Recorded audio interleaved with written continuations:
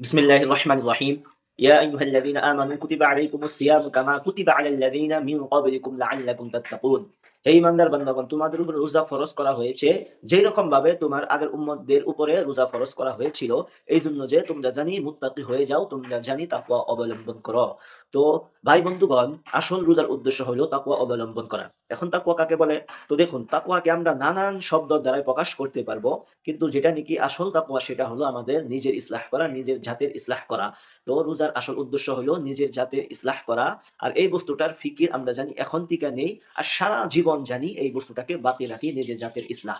আর যখন আমরা সহি শুদ্ধভাবে নিজের জাতের জন্য ইসলাহ করব, তো ইনশাআল্লাহ আল্লাহ রাব্বুল আলামিনও আমাদেরকে দেখে, আমাদের চেষ্টা দেখে সহি শুদ্ধ রাস্তা দেখাই দিবেন, সহি শুদ্ধ তরিকা দেখাই দিবেন।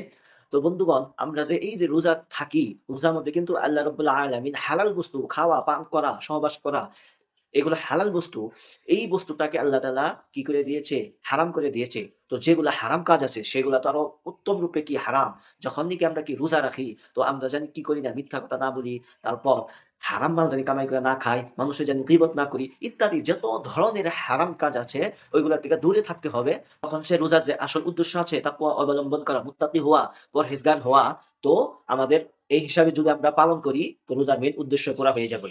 আর যদি আমরা রোজা থাইকাও হারাম কাজ করি, মিছা কথা কই, গীবত করি, তারপরে হারাম মাল কামাই, তো ওই অবস্থায় কিন্তু আমাদের রোজার যে আসল উদ্দেশ্য আছে মুত্তাকি হওয়া, পরহেজগার হওয়া, সেটা হবে না। কারণ রাসূলুল্লাহ সাল্লাল্লাহু আলাইহি ওয়াসাল্লাম দুইজন ব্যক্তিকে দেখলো যে তারা কি করতেছে, একজন আরেকজনকে হাজামা লাগাইতেছে, দেখে বলল যে তাদের রোজা নষ্ট হয়ে গিয়েছে। হালাকে যদি হাজামা লাগায়, হাজামা ভিতরে কি হয়, মানে রক্ত দেওয়া হয় আর রক্ত বাহির করা হয়।